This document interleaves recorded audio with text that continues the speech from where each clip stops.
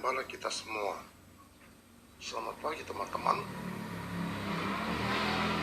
Tuhan Allah Yesus Kristus Jehovah Nebata menjadi God. Selamat pagi teman-teman. Kita ketemu lagi pagi ini bersama Dr. Horstman Tua Purba.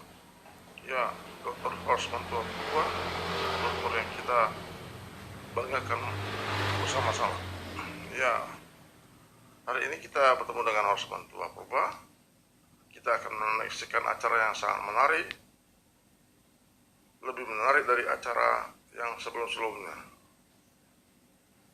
Pertama, kita harus mengucap syukur kepada Tuhan karena rahmat-Nya dan lindungannya kita tetap bisa bertemu lagi.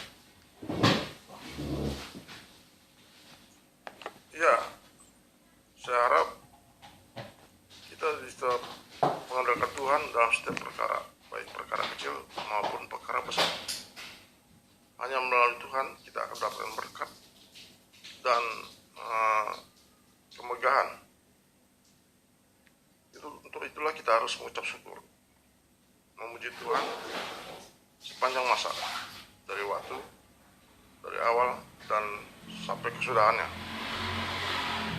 Tuhan telah memberikan kepada kita hidup yang baik, lebih baik daripada yang kita rencanakan. Baiklah teman-teman, mari kita saksikan acara berikutnya.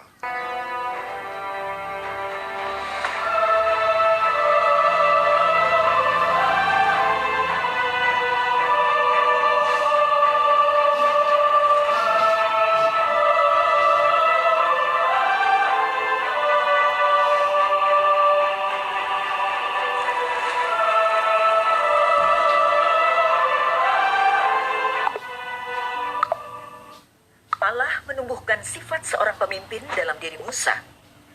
Setelah Musa melewati proses di mana dia memimpin orang-orang Israel melakukan perjalanan di padang gurun selama 40 tahun, Tuhan mengirimnya langsung kembali ke Firaun dan orang-orang yang memiliki kuasa di Mesir, termasuk Yanes dan Yambres.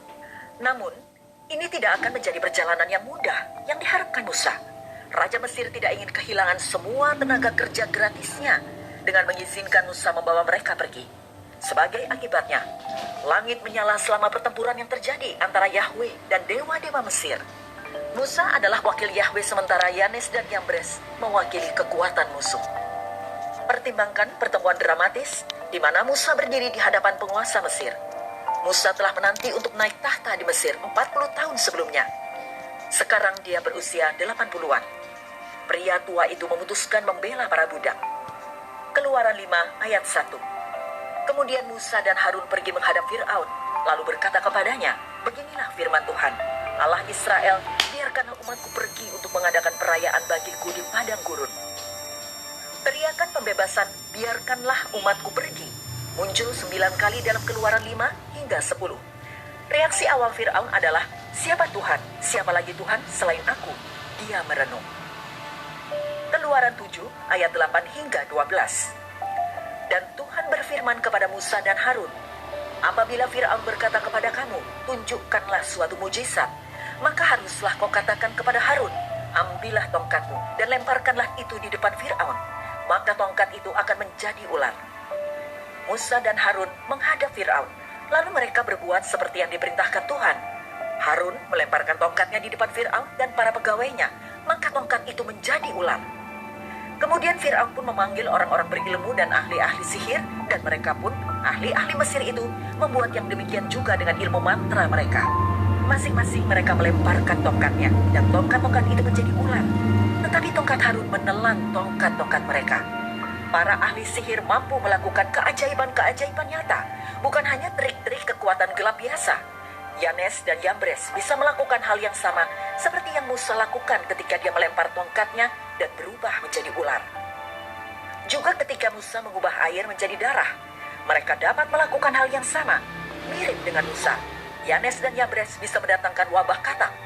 Kekuatan-kekuatan gaib bagaimanapun terbukti lebih rendah dari kekuatan Tuhan setelah mereka tidak bisa lagi menandingi keajaiban Tuhan.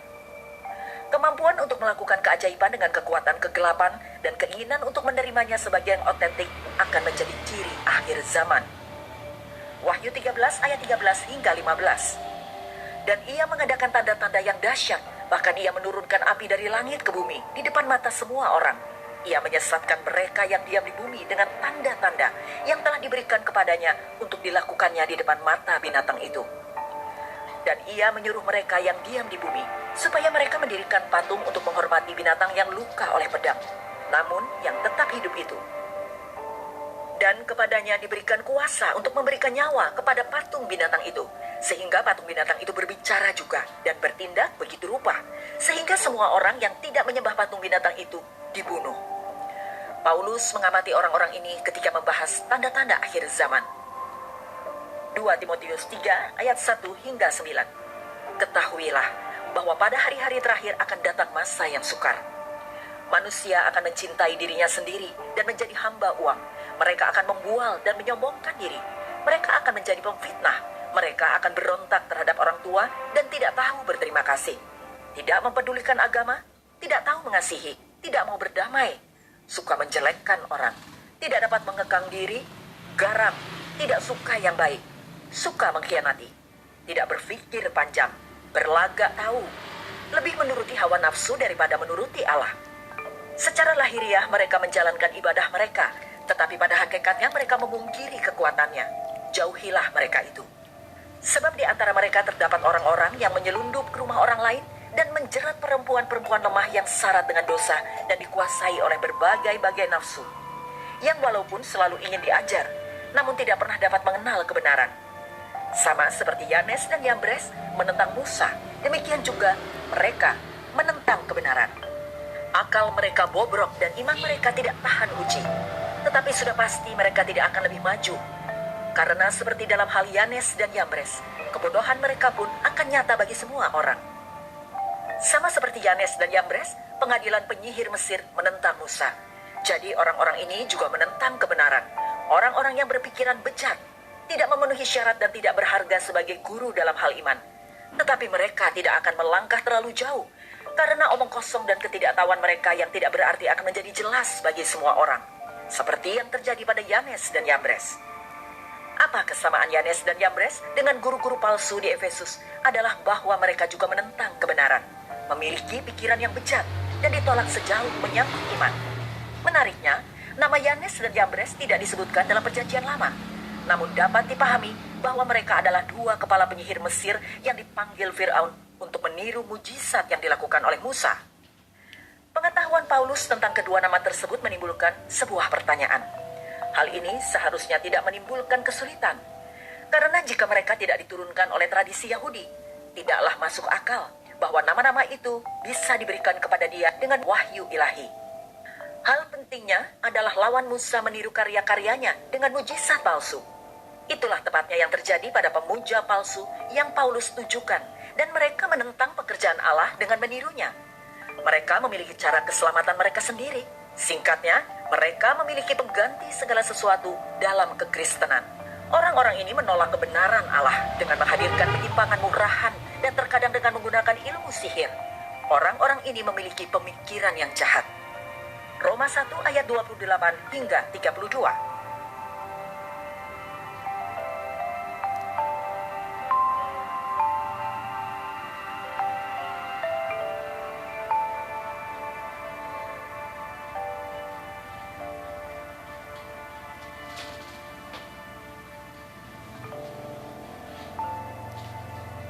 Perlawanan terhadap kebenaran oleh Yanes dan Yambres ditunjukkan oleh kemampuan mereka untuk bekerja sama dengan kekuatan iblis dalam melakukan keajaiban.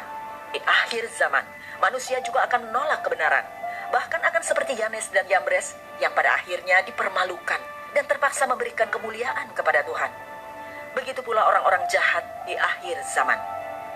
Sama seperti kekuatan Yanes dan Yambres yang memiliki batas, kekuatan setan masih di bawah otoritas Tuhan. Bahkan di hari-hari terakhir, ini adalah pesan harapan besar di tengah kegelapan yang hebat ini. Semangat akhir zaman memiliki jawabannya di dalam Yesus Kristus. Semangat akhir zaman tidak lebih kuat dari kuasa Yesus. Kebenaran yang luar biasa adalah bahwa kita tidak harus dikendalikan oleh semangat zaman kita. ada pengharapan kemenangan di dalam Yesus. Selama masa Paulus, dia menulis tentang bagaimana mukjizat yang tampak adalah bagian dari gudang senjata Satan. 2 Tesalonika 2 ayat 9 hingga 10.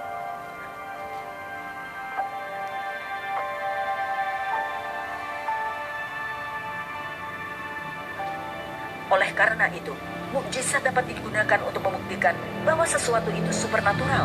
Tetapi mereka tidak dapat digunakan untuk membuktikan sesuatu itu benar. Para penyihir Mesir ini adalah orang-orang terpelajar yang cerdas. Namun, Paulus mengamati bahwa mereka tidak memiliki hikmat yang berasal dari Tuhan.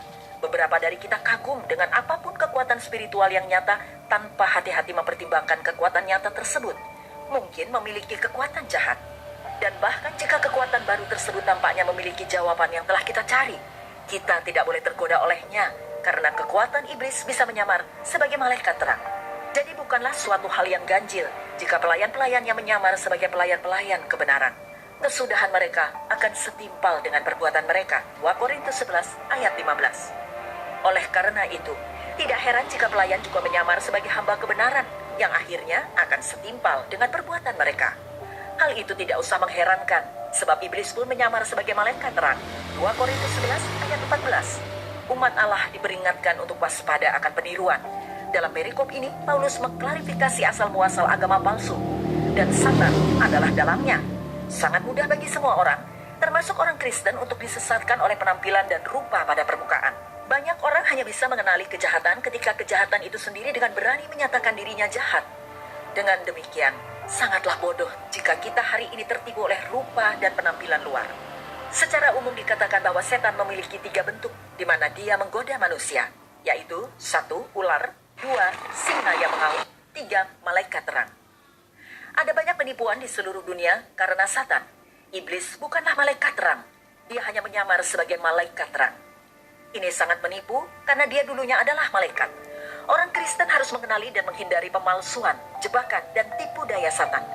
Terang adalah tempat di mana cinta berdiam dan nyaman. Tuhan telah menciptakan terang dan tinggal di dalamnya.